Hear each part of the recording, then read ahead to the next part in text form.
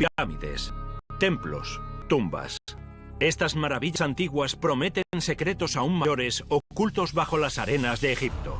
Ahora, la ciencia más puntual decodifica por fin la misteriosa tierra de los faraones. Con la tecnología moderna, empezamos a vislumbrar cómo vivían los antiguos egipcios y la forma en que morían.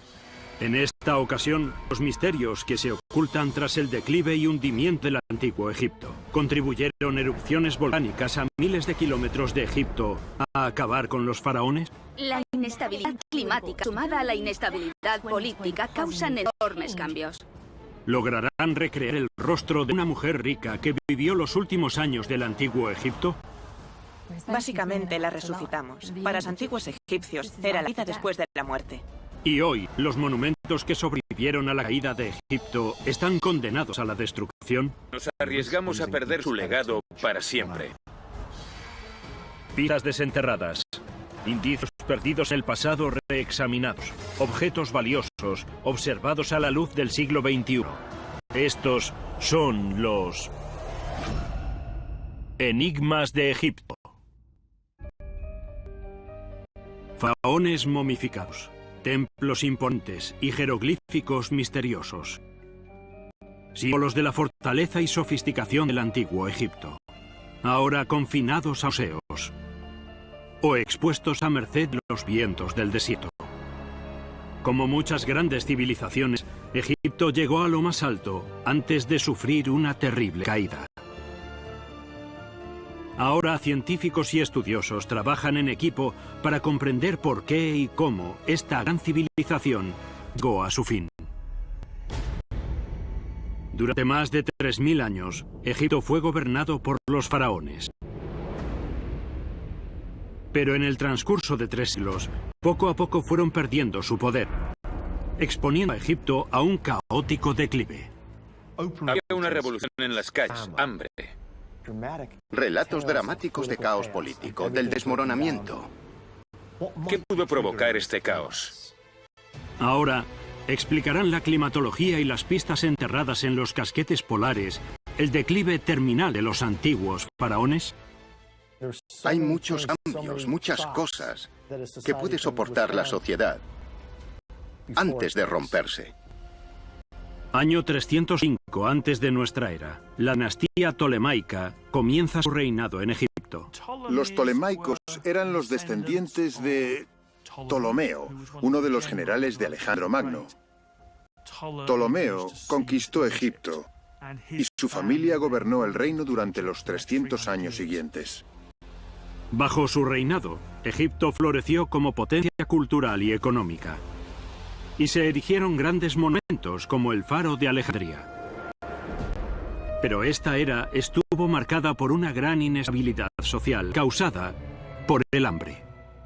De repente no había comida, o al menos escaseaba, y como el pueblo no estaba satisfecho, se levantaba y se producían revueltas. Cuando el ciclo agrícola no va bien, es normal que la población sienta pánico. El rey es alguien que debe promover la justicia y el orden y destruir el caos. La sucesión de hambrunas minó los intentos de los ptolemaicos de gobernar Egipto con eficiencia. Ahora los egiptólogos buscan pistas que expliquen por qué las hambrunas fueron tan frecuentes en esa época. Su primera pista es el Nilo. La crecida anual del río era crucial para la vida en Egipto. Sin las inundaciones, las cosechas no crecían, y sin cosechas, la población no comía. Los anales históricos revelan periodos de la era tolemaica sin las crecidas del Nilo. Un equipo internacional de científicos especializados en climatología buscan indicios que expliquen por qué. Y descubren pistas a miles de kilómetros de distancia de Egipto, en los casquetes polares. Los científicos extraen testigos del hielo. Revelarán archivos geológicos que remontan miles de años atrás. En varios de esos testigos se encontraron partículas de azufre como consecuencia de erupciones volcánicas. Los científicos saben que las erupciones volcánicas gigantes pueden tener un efecto directo sobre el calentamiento global. Sabemos que los volcanes son un mecanismo importante forzando cambios en el clima como enfriamientos. Cuando un volcán entra en erupción, envía nubes de dióxido de azufre a la estratosfera. Eso forma una capa de partículas de sulfato que refleja la luz del Sol de vuelta al espacio, lo que baja las temperaturas y cambia los patrones de lluvia por todo el planeta. Cuando se produce una erupción de cierto tamaño, llegan sulfatos y ceniza a la estratosfera, que circulan por el planeta o por un hemisferio concreto y que reducen la cantidad de sol que llega a la superficie, lo que a su vez afecta al comportamiento del monzón. Ahora la pregunta es si las erupciones volcánicas podría explicar por qué el Nilo no se desbordó en el Egipto ptolemaico. Los investigadores analizan los testigos en los laboratorios y detectan picos de concentración de partículas de sulfato, lo que les permite datar las erupciones volcánicas con una asombrosa precisión. Con los datos de los testigos volcánicos de Groenlandia y del Antártico, podemos comprender las erupciones volcánicas en una secuencia de más o menos un año. Lo interesante de todo esto para la historia egipcia es que esas erupciones parecen haber ocurrido en el período ptolemaico. ¿Pero afectaron realmente estas erupciones a las crecidas del Nilo? Los equipos de investigación de la NASA han creado simulaciones para poner a prueba la teoría. Los científicos pueden medir los cambios de temperatura, reconstruir los patrones de temperatura y los patrones pluviométricos en todo el mundo con detalle. Los modelos informáticos revelan que la masa de partículas de sulfato, fruto de las erupciones en el hemisferio norte, empujaron las lluvias del monzón hacia el sur, alejándolas de Egipto y privando al río Nilo de su agua. La consecuencia directa de estas erupciones es la disminución de las precipitaciones en África y en especial en la zona de Etiopía, que afectarían directamente al Nilo. Las grandes erupciones y una serie de erupciones ocurridas en poco tiempo pueden alterar un río como el Nilo, a veces durante una década, posiblemente incluso más tiempo. Se comparan los datos de esas erupciones volcánicas con los datos de las hambrunas y la agitación social en Egipto, y descubren una conexión de peso. En el año 40 antes de nuestra era encontramos pruebas de que se produjeron erupciones importantes por todo el planeta. Y en Egipto, el escritor romano Plinio recoge que el Nilo ha decrecido hasta el cauce más bajo que se ha visto hasta la fecha. Esto acarrea una hambruna generalizada en Egipto y también una gran inquietud social. Sin duda, tiene que ser más que una coincidencia. Las dos fuentes de información, la histórica y la científica, se aunan para componer una imagen más clara. La dinastía tolemaica perdió el control de Egipto ante los romanos en el año 30 antes de nuestra era. Pero la ciencia ahora ha revelado que no solo tuvieron que luchar contra los romanos. Durante siglos, su reinado había sido acabado por sucesos climáticos extremos, provocados por la actividad volcánica. La instabilidad climática, sumada a la gran inestabilidad política, acaban causando enormes cambios. Tienen extranjeros sentados en el trono de Egipto. Y los egipcios solo ven hambre. Ven que el Nilo no se desborda. Y empiezan a dudar seriamente de las personas que dirigen su país. El cambio climático, indudablemente, desestabiliza a Egipto.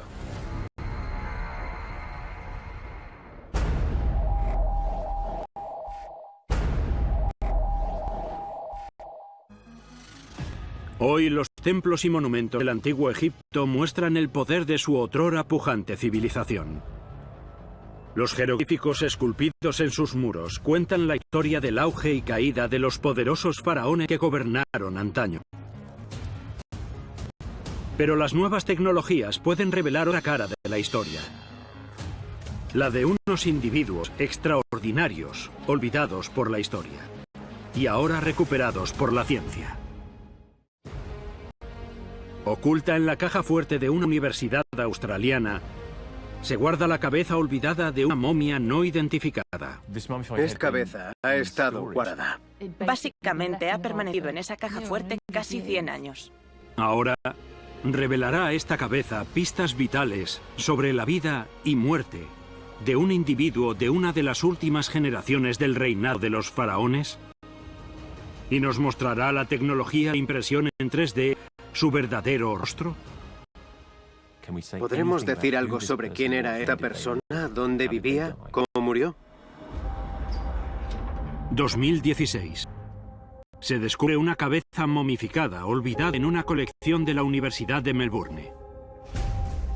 Los expertos no están seguros de su origen. Recurren a la datación por carbono 14 y analizan un fragmento de venda desprendido de la cabeza. Este procedimiento podría revelar dónde vivió y dónde murió esta persona. La datación por radiocarbono es una de las mejores herramientas disponibles. Nos permite dar un margen de fechas. Los científicos revelan que la cabeza momificada data de entre el año 300 y el año 30 a.C., los últimos años de los faraones de Egipto, la dinastía tolemaica. Ahora, los investigadores quieren averiguar qué pistas podría revelar este individuo sobre esta era extraordinaria. Pero les preocupa que tras casi un siglo guardada, la cabeza pueda haberse deteriorado. Como la cabeza estaba vendada, podría haberse pudrido bajo las propias venas. Había cierta preocupación por que su estado hubiese empeorado y siguiese empeorando. Y había que hacer algo. Por primera vez en 90 años, la cabeza es examinada científicamente. Las vendas que la cubren están muy apretadas y oscurecidas debido al embalsamamiento. Son indicios de grado más alto de momificación y una pista importante de quién podría ser. El simple hecho de que este individuo haya sido momificado ya sugiere que forma parte de la élite. La momificación era un proceso caro y que requería mucho tiempo. Confían en que la cabeza revele más pistas sobre la historia de esta persona. Pero hay un problema. Las vendas impiden al equipo estudiar el cráneo en detalle. Y retirarlas es una opción que ni se contempla. Retirar las vendas a momia sería una actitud indigna y irrespetuosa. Después de todo, son los restos de un ser humano fallecido que fue envuelto de esa manera y la intención era conservarlo tal y como estaba. La ciencia ofrece una solución. El TAC. Permite a los investigadores observar el interior de la cabeza sin dañar los vendajes. Y lo que revele será una sorpresa. Lejos de haberse deteriorado, el cráneo se encuentra en condiciones casi perfectas. Eso permite a los investigadores tomar mediciones precisas y determinar el sexo y edad de este antiguo egipcio. Basándonos en la estructura ósea, en el ángulo de la mandíbula y en la redondez de la cavidad ocular, sin duda estamos ante el cráneo de una mujer. Para determinar la edad, lo primero que se hace es examinar los dientes. Y así calcularon que esta mujer era joven, de entre 18 y 20 y pocos años. Los investigadores deciden llamar a esta mujer Meritamón. Significa amada de Amón, el rey de los dioses en el antiguo Egipto. Meritamón, sin duda, presenció los grandes cambios en el modo de vida que trajeron los tolemaicos. Influyeron en la cultura egipcia en numerosos aspectos. La lengua griega se convirtió en la lengua principal de la administración. Introdujeron la moneda. La arquitectura y el arte experimentaron el influjo griego. Y todo ello ocurrió en el mundo en el que vivió Meritamón. Meritamón posiblemente fuese de clase alta, pero los investigadores descubrieron indicios en los tags que, aunque tal vez disfrutase de los privilegios de la riqueza, también habría soportado un dolor atroz. El escáner revela que le faltaban dientes, tenía varios podridos y que las raíces estaban al aire. Entre los antiguos egipcios, la pérdida frecuente de los dientes se debía a la cantidad de arena que llevaban los alimentos procesados. Y esa arena erosionaba gradualmente el esmalte de los dientes, dejando al descubierto las raíces y provocando dolor. Una época en la que no existía la odontología como tal. Es una descripción gráfica de la agonía que soportó Meritamón hasta el mismo día de su muerte. Pero el equipo quiere revelar más detalles de esta mujer y se embarca en un ambicioso reto: reconstruir su rostro. Utilizan los datos precisos que les ha ofrecido TAC para programar programar una impresora en 3D. Es un proceso que requiere mucho tiempo. Y en el caso de este cráneo en concreto, supuso 140 horas. Lentamente, una réplica precisa del cráneo de Meritamón se va materializando en la impresora. Una vez terminado, el modelo revela otros detalles diminutos, pero cruciales. Pistas ocultas en el interior del cráneo que sugieren una grave enfermedad sanguínea. El TAC y el modelo en 3D muestran indicios de pérdida de volumen y perforación del cráneo. Parecen señales de anemia. La anemia implica una falta de glóbulos rojos. Al cuerpo, básicamente, le cuesta obtener oxígeno, y cuando eso ocurre, la médula ósea empieza a hincharse. Y eso generó lo que aparece en la cabeza de la momia. El agotamiento que genera la anemia habría pasado una enorme factura a Meritamón, dejándola sin energía. Este diagnóstico arroja más luz aún sobre las últimas fases de su corta vida. Es casi seguro que durante sus últimos días esta joven tuvo que permanecer encamada. Seguramente no podía moverse. Estaría agotada. Y aunque todavía no sabemos cómo murió, encontramos aquí dos factores que sin duda contribuyeron a ello. Ahora los investigadores confían en develar más detalles todavía revelando su aspecto. Un artista forense incorpora marcadores plásticos en 3 dimensiones en lugares clave del rostro y la cabeza. Esto representa la profundidad del tejido basándonos en las medias de la población y se usa para recrear el tejido blando, la musculatura en arcilla. Y poco a poco el equipo va creando una imagen del rostro de individuo. Aplicando sus conocimientos en anatomía, la artista forense va acumulando meticulosamente capas de músculo y tejido. Lentamente, capa a capa, el rostro de una mujer del tiempo de los antiguos faraones de Egipto empieza a emerger. Recreando el rostro, la recitamos y le damos una personalidad. Para los antiguos egipcios, eso era la vida después de la muerte. Finalmente se revela el verdadero rostro de Meritamón.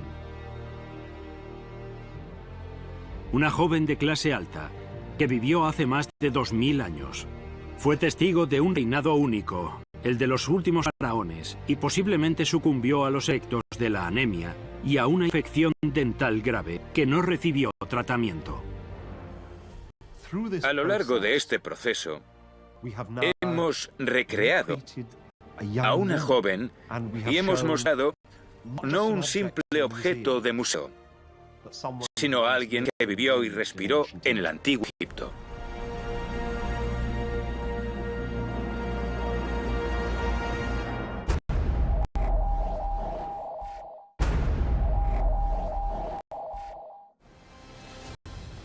El reinado de los faraones duró algo más de 3000 años.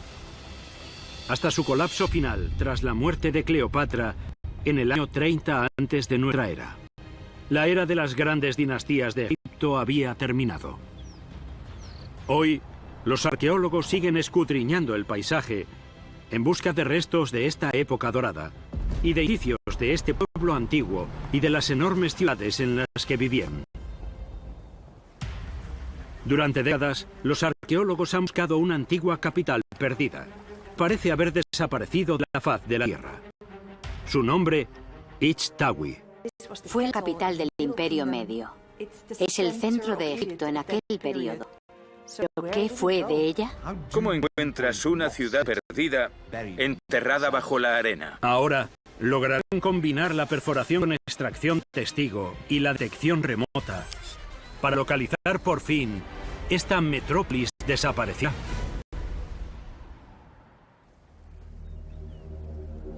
Ichtawi fue una capital floreciente, hasta que experimentó un declive fatal y se perdió para siempre.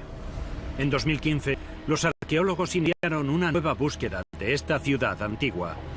Comenzaron buscando pistas escritas. Tenemos referencias textuales de Ichtawi, capital del Imperio Medio de Egipto, en la 12ª dinastía. Los faraones del Imperio Medio procedían de una zona próxima a Fayum. De modo que esperaríamos ver ahí una ciudad enorme, pero no está. Ichtawi está documentada como capital de Egipto durante 350 años, hasta el 1785 a.C. Pero nunca se han encontrado pruebas materiales de su existencia. Los documentos escritos relacionan a la ciudad con el faraón Amenemhat, soberano del Imperio Medio. Su pirámide se alza todavía en el Lisht, en la región de Fium. Se dice que ordenó su construcción para dominar la capital que entonces gobernaba. Sabemos dónde estaba aproximadamente, pero la zona es un cuadrado de 10 kilómetros de lado, y eso es mucho terreno para investigar. Además, está enterrada probablemente bajo metros de fango, y no es posible encontrarla con las técnicas tradicionales. La ubicación de la pirámide del antiguo faraón es un punto de partida, pero los investigadores necesitan reducir la zona de búsqueda y acuden a las imágenes por satélite, una técnica que le permite contemplar una extensión más amplia del paisaje a 725 kilómetros de altura. Ahora utilizamos las imágenes por satélite. Incorporamos nuevas técnicas a nuestra caja de herramientas que nos ayudan a buscar estas ciudades que se han perdido sin más. La arqueología por satélite nos permite descubrir alteraciones y diferencias en la superficie. Si vemos diferencias que no parecen naturales, porque forman ángulos rectos, o líneas, o círculos, sabemos que ahí hay algo. Las imágenes se analizan en busca de pistas reveladoras. Los textos antiguos recogen que Ichtawi fue construida a orillas del Nilo, pero el río ha variado su curso con los años. Ahora los arqueólogos preguntan si esto podría explicar el declive final de la ciudad. El río se ha movido e Ichtawi fue construida a orillas del río. ¿Es posible que el río se haya acabado tragando la ciudad con el paso del tiempo? El desplazamiento del Nilo ha dejado marcas sutiles en el desierto. Cuando los científicos estudian la imagen de satélite de una zona por la que fluyó el Nilo, descubren una pista emocionante. Una zona de tierra elevada, situada en las proximidades de la pirámide de Amenemhat, que muestra señales de haber estado densamente poblada. Los datos de las imágenes de satélite nos permiten ver una zona que muestra cierta elevación. Parece indicar una interacción humana con el paisaje a gran escala. Y eso hace que nos preguntemos, ¿será este el yacimiento de Ichtawi? Las imágenes por satélite solo pueden llevar la búsqueda hasta ahí. Ahora, deben usarse las técnicas tradicionales para intentar resolver el misterio. Debemos buscar lo que llamamos la verdad de la Tierra. Una forma de hacerlo es perforar un agujero profundo y extraer una sección transversal de siglos de historia y analizar meticulosamente cada capa de ese testigo. En lugar de trabajar una sola zona de forma extensiva, se introduce una especie de sonda en el terreno para buscar material cultural. El equipo de perforación introduce la sonda a 5 metros de la superficie. Las capas del testigo revelarán diferentes periodos de la historia. Buscan cualquier señal de presencia humana. Y encuentran indicios clave que se remontan al Egipto del Imperio Medio, cuando Ichtawi sin duda era una ciudad próspera. Tenían fragmentos de cerámica del Imperio Medio. Había fragmentos de cerámica, varias piezas bajo la tierra que parecen indicar que esta era una zona habitada. Los fragmentos pertenecen a una época en la que Ichtawi era una capital floreciente.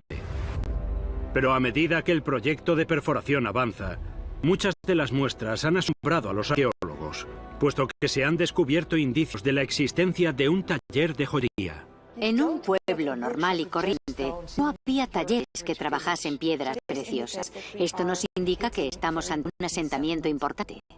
Ágatas y cornalinas cortadas para crear joyas. A menudo este tipo de talleres de joyería estaban asociados con los palacios reales. Esta es una pista crucial.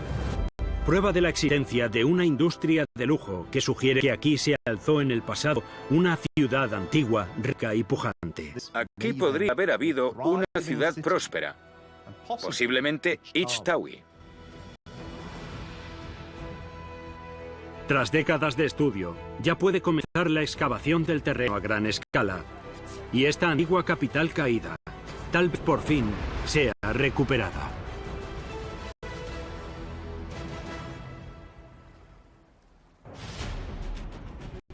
Objetos y yacimientos antiguos de incalculable valor son víctimas de un ataque, a medida que se hacen nuevos hallazgos sumergidos en el agua. Esto supone una gran amenaza para la arqueología de Egipto. Hoy se utiliza la última tecnología para intentar explicar por qué yacimientos arqueológicos otrora secos y polvorientos ahora están inundados. ¿Cómo podemos explicar este extraño fenómeno? 2017. En un suburbio al este del Cairo se realiza un hallazgo increíblemente excepcional. Un monumento de 2600 años, del faraón Psamético I. Las excavadoras descubrieron por casualidad una colosal estatua de cuarcita de 8 metros de altura. Pero los arqueólogos sufren ante las condiciones en las que se encuentra la estatua. La tierra está inundada. Aunque la estatua apareció no muy lejos de la superficie, la realidad es que hubo que sacarla prácticamente de una piscina de agua. Este no es un incidente aislado. En las catacumbas bimilenarias de Kom el-Shogafa, en Alejandría, el ascenso del agua subterránea daña una cantería extraordinaria. Serían necesarios trabajos de ingeniería a lo largo de 2019 para salvarla. Mientras en el colosal templo de Luxor, las piedras sufren la erosión del agua. Empezamos a ver señales de daños superficiales en la piedra en sí y en grabados y relieves. Se percibe una especie de polvo blanco cristalizado sobre la piedra. En los casos más extremos hay zonas enteras de relieves que literalmente se han hecho polvo. Evidentemente, esto pone a algunos de los yacimientos más importantes del país en peligro. Los científicos intentan averiguar de dónde procede esta agua y cómo contenerla. Muchos creen que la raíz de este problema procede de la década de 1960, de la construcción de un gigante de la ingeniería, la presa de Asuán. Se construyó para suministrar a Egipto energía hidroeléctrica, pero también para que la tierra del Valle del Nilo pudiese cultivarse. La presa proporcionó agua para los cultivos, a costa de inundar extensiones enormes. Varios monumentos del antiguo Egipto tuvieron que ser trasladados, y más de 90.000 ciudadanos con ellos. Pero, 50 años después de su construcción, el problema de la crecida de las aguas empeora. Los científicos actuales estudian el paisaje en busca de pistas que expliquen por qué. Los científicos utilizan sistemas de detección remota para observar el cambio de la Tierra en las últimas décadas. Los analistas toman sus datos con una cámara denominada Unidad de Reflexión y Emisión Térmica Espacial Avanzada. Está montada en el satélite Terra, que orbita nuestro planeta. Las imágenes tomadas en el transcurso de los últimos 30 años permiten a los científicos comprobar que las áreas urbanas se han expandido y desarrollado rápidamente con la pérdida de tierra agrícola. Las imágenes muestran cambios en la forma de cultivo de las tierras agrícolas que se conservan. Hay zonas de desierto que se han convertido en agrícolas, lo que significa que está llegando agua a zonas del país que antiguamente estaban completamente secas. Los científicos creen que las inundaciones causadas por la presa de Asuán para ayudar a los agricultores han provocado un aumento del agua subterránea de Egipto. Ahora, a medida que se han intensificado los cultivos, el nivel del agua ha seguido aumentando más si cabe. Toda esta agricultura requiere la presencia de muchísima agua, más o menos permanentemente a lo largo de todo el año, provocando un efecto dominó. A medida que se bombea más agua del Nilo, se crea más agua de escorrentía, que a su vez afecta a los yacimientos arqueológicos. Egipto se está convirtiendo lentamente en una marisma. Muros que antes se encontraban a muchos metros de cualquier fuente de agua, ahora tienen agua directamente debajo. Para los arqueólogos esto es desastroso. Algunos de los yacimientos más importantes se enfrentan a un peligro inminente. Pero más alarmante aún, es que la crecida de las aguas podría destruir objetos que no han sido descubiertos en breve. La razón por la que tenemos tanto material del antiguo Egipto es por las condiciones secas, posibilitando la supervivencia de materiales orgánicos. El aumento de agua es preocupante porque se observarán muchas menos cosas. Cuanto más vulnerables son los monumentos antiguos a circunstancias como la de las aguas subterráneas, más susceptibles son de perderse antes de que lleguemos a ellos. Ahora egiptólogos y científicos colaboran como nunca para buscar y proteger la historia oculta de Egipto antes de que sea tarde. Es crucial que actuemos para proteger estos monumentos. Debemos resolver este problema de una forma rápida y asequible. De lo contrario, nos arriesgamos a perder el legado egipcio para siempre.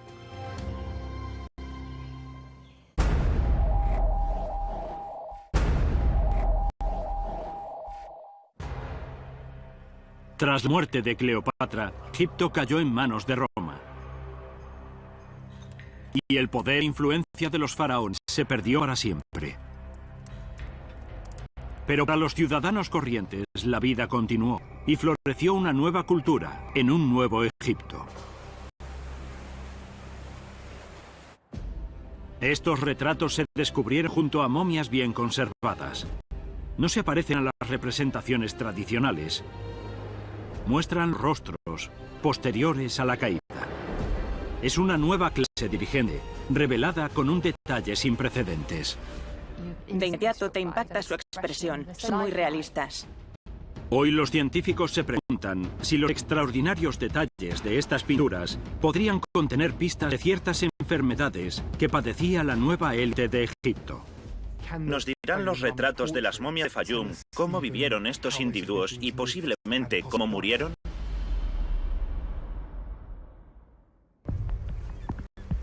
...2016.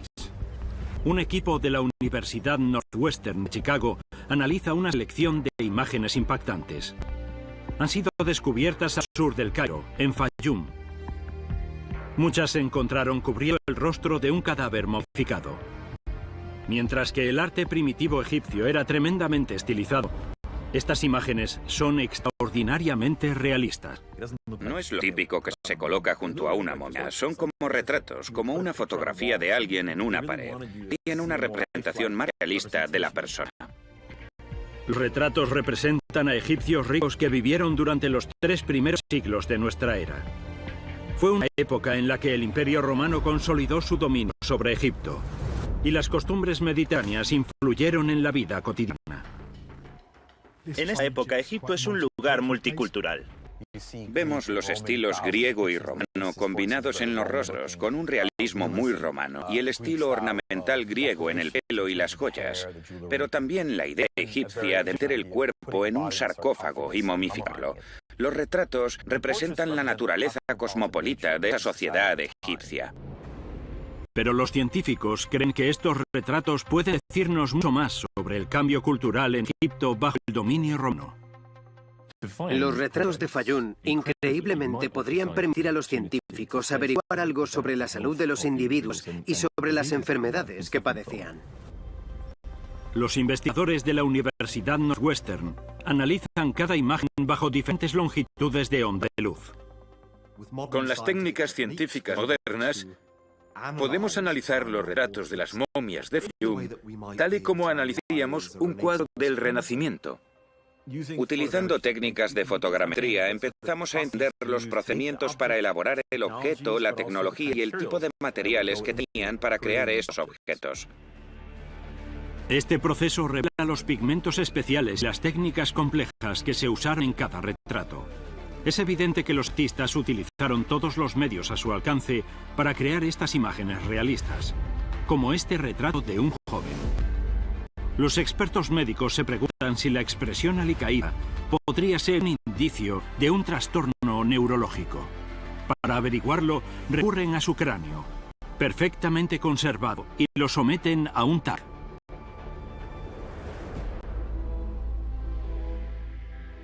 Lo que en el retrato parece una anomalía del tejido blando del rostro se constata con las mediciones del cráneo. sufría algún tipo de atrofia del tejido blando y de los huesos, y los científicos han concluido a partir de ahí que sufría el síndrome de Parry-Romberg. El estudio reveló señales significativas de una enfermedad neurológica, de una enfermedad muy rara, como es la de Parry-Romberg, que provoca que se encoja el rostro. Los detalles de los retratos de Fayún podrían revelar más si cabe. Los científicos saben que los indicios de un trastorno neurológico se encuentran no solo en el cráneo, sino también en los ojos. La ciencia médica está empezando a utilizar los rostros para reconocer enfermedades, por ejemplo, ictus y diferentes tipos de dolencias que podemos padecer y que reconocen con el reconocimiento facial. El ojo es a menudo la primera parte del cuerpo que se ve afectada por estas enfermedades. Los investigadores se preguntan si estas representaciones tan detalladas de los ojos de los retratos de Fayún podrían contener pistas de otros trastornos de estos egipcios. Podemos aplicar las mismas tecnologías para examinar estos retratos antiguos. En medicina moderna, los doctores miden cómo se refleja la luz en la córnea. Si el reflejo corneal no es simétrico, podemos estar ante una señal de un trastorno neurológico. En los retratos de Fayún, los reflejos corneales se representan con puntitos de pintura blanca.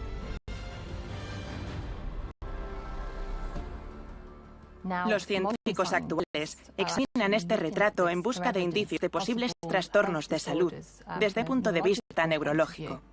Al igual que diagnostican a un paciente actual, los investigadores miden la posición de los reflejos corneales. Y tras comparar los resultados con los datos de los cráneos, se quedan estupefactos. Los científicos han determinado que esa mirada sugiere que el artista captó con precisión las señales de una enfermedad neurológica. La ciencia nos dice que estos retratos de Fayún son más que unas imágenes bonitas.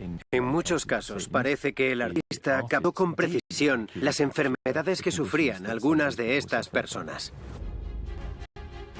Los retratos de las momias de Fayún no son imágenes idealizadas y favorecedoras, sino lo más parecido a la fotografía de que disponía la nueva élite cosmopolita.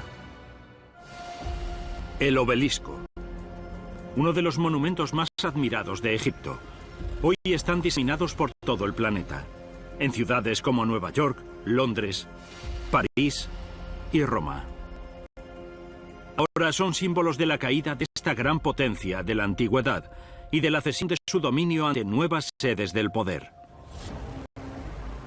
Solo 28 obeliscos egipcios permanecen en pie, y todos y cada uno son gigantes imponentes. Los obeliscos son los rascacielos del mundo antiguo. La gente veía aquellas cosas desde kilómetros de distancia. Son obras maestras de la ingeniería. Hoy los investigadores se preguntan cómo es posible que los egipcios, que apenas disponían de herramientas básicas, pudiesen esculpir estos gigantes.